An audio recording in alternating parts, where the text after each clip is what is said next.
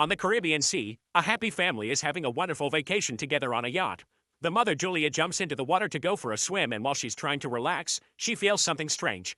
However, she can't see anything around her, so she blames it on her imagination. Seconds later, the strange feeling returns. She still can't see anything, but this worries her, so she starts swimming back to the yacht. Suddenly, something starts pulling at her leg and she desperately starts screaming for help. Her daughter Cassie can't hear her because she has her headphones on, while her husband Tom and her son Ben are busy with their fishing. Julia continues to struggle to stay afloat, and yelling is getting harder because of the water getting into her mouth. Soon Tom realizes he hasn't seen Julia in a while and searches the yacht until he finally sees his wife in danger. After getting the kids, Tom takes the yacht closer to Julia and jumps into the water. He quickly reaches his wife, holding her close to keep her afloat. He swims back to the yacht and the kids help them come aboard.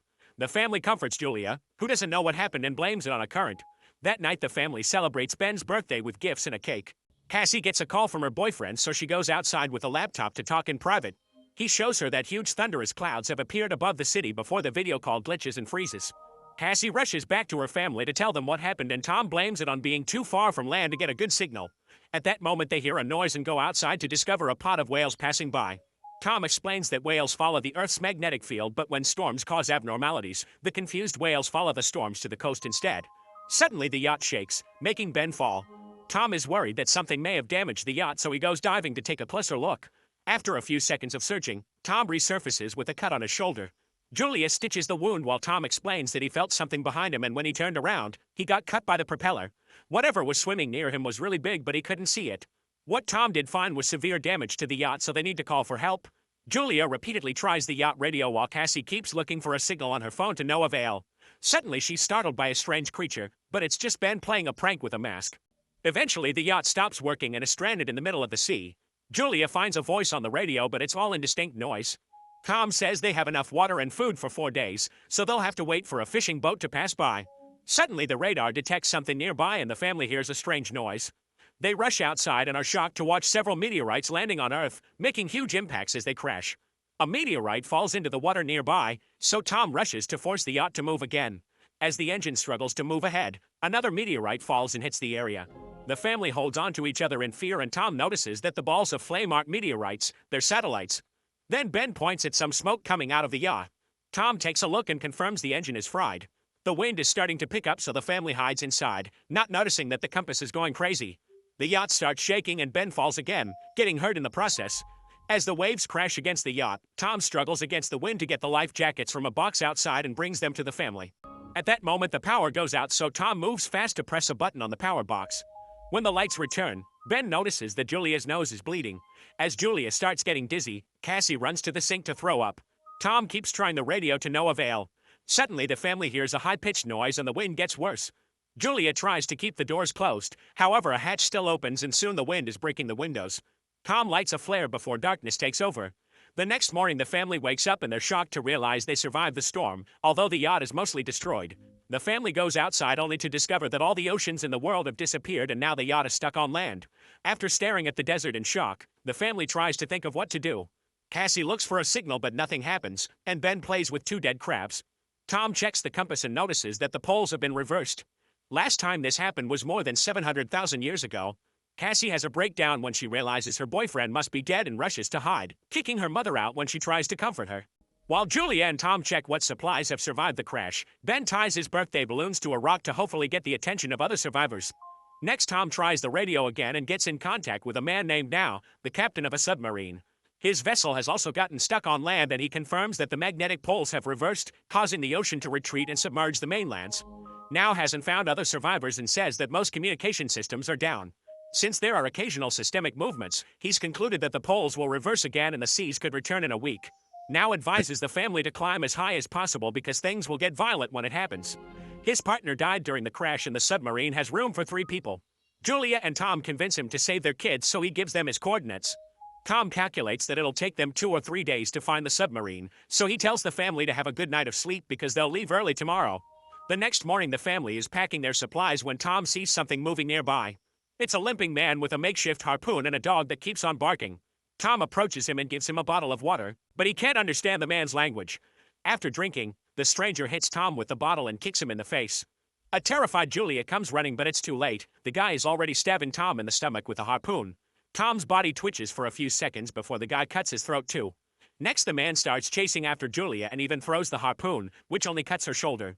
This doesn't stop Julia from rushing to the yacht and getting to her children, telling them to hide while she locks the doors. The siblings get inside the sofa and Julia gives them the flare gun before grabbing a knife and hiding in the bathroom. The man pounds on the door until he manages to open it and bursts inside. He grabs some food and starts searching the yacht, eventually going to the bathroom. Julia manages to avoid him by climbing out through a hole in the wall. The guy looks out and doesn't see her, but when Julia tries to sneak away, the dog starts barking at her. Suddenly, it tackles her to the ground, leaving Julia no choice but to kill it with a knife.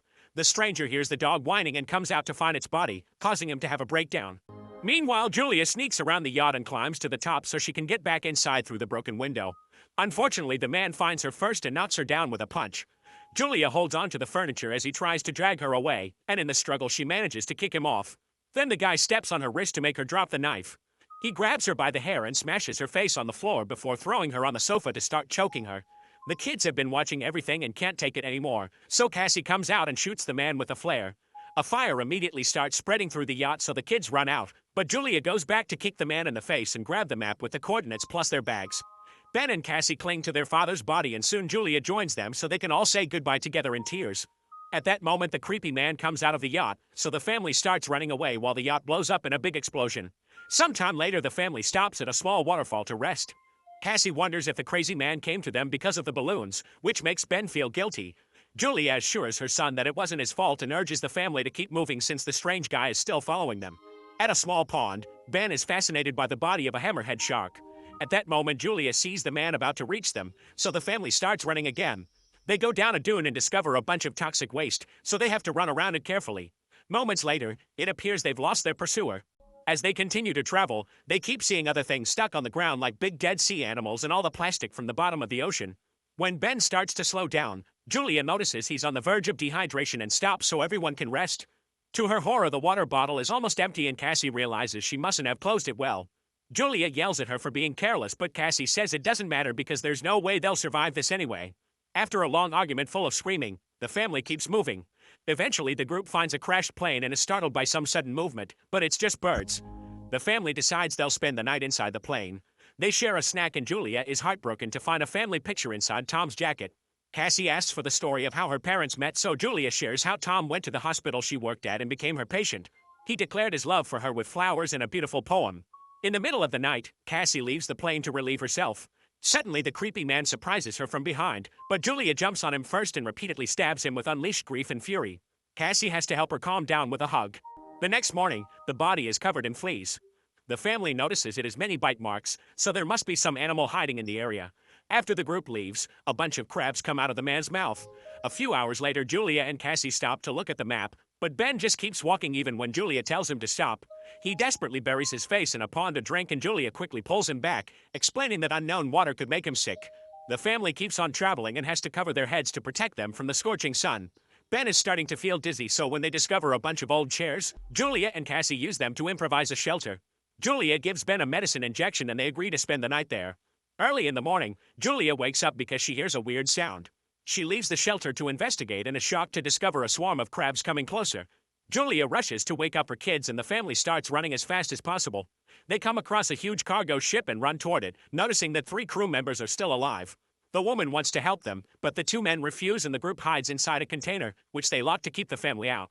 The crabs are almost there, so Julia makes the kids climb to the top of the container. When she starts climbing too, the crabs begin to violently pinch her leg. The siblings have to help her mother up before she's dragged down.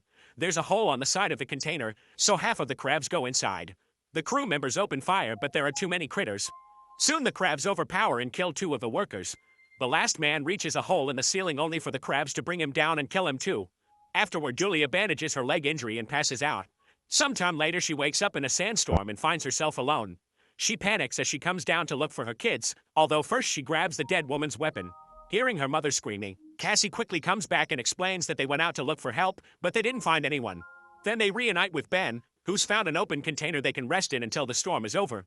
Julia uses Tom's lighter to cauterize the wounds, which is incredibly painful. Once the storm is over, the family finds a bunch of water bottles in another container. Next, they check on the bodies and discover a radio plus a gun. Julia calls now and informs him she's lost the map. In return now reveals he's been attacked by arthropods, which are creatures from the abyss. It seems the oxygen has driven them crazy. Now tells the family to hurry because his instruments have calculated that the sea will come back faster than expected, so they only have a few hours. He shoots a flare and the family starts walking in that direction. After a long walk, the family finds a broken toilet and Ben pees in it. They can finally see the submarine nearby, but they'll have to cross a huge rock formation to reach it. As they make their way through, the walls start shaking and rocks begin to fall, causing a massive rock slide. Julia pushes her kids out of the way just in time and moves back to avoid getting crushed. Now there's a rock wall blocking the way between them. Julia tells the kids to keep going without her, but Cassie refuses and insists her mother should try climbing. An argument ensues, and after lots of yelling, Julia promises she'll find her kids later. A reluctant Cassie then finally drags her brother away. The kids climb the rest of the rocky formation and run toward the submarine, only to find now bleeding outside. He explains it's over for him so the kids can take the submarine.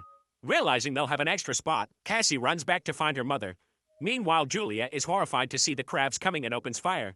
She manages to kill a few of them, but the swarm is too big and she can't fight them all. At that moment, Cassie appears on top of the wall and offers her hand, so Julia starts climbing as fast as possible with her wounded leg. With Cassie's help, she reaches the other side and they run together to the submarine. Ben is already standing on the roof and opens fire to keep the crabs distracted while his family climbs too. The crabs find Now's body and immediately feast on it. Julia takes the gun and keeps the fire going while she makes the kids go inside. Once they're safe, she realizes she's out of bullets, so she throws the gun at the crabs and joins her children inside. The family makes sure to lock the hatch properly and watches the crabs surround the submarine on the windows. At that moment, the ocean finally returns, so the trio rushes to their seats and puts on the belts before holding hands. The raging waves soon hit the submarine and start throwing it around, causing Julia to have visions of everything that happened and Cassie to throw up. Soon the high-pitched noise returns and knocks the family out. Sometime later, Julia and the kids wake up and are happy to confirm they're alive. They unlock the hatch and go out to discover that the waves have dropped the submarine in a destroyed city, which means there's hope to survive and rebuild. Make sure to subscribe and turn on notifications so you can watch more videos like this. Thanks for watching.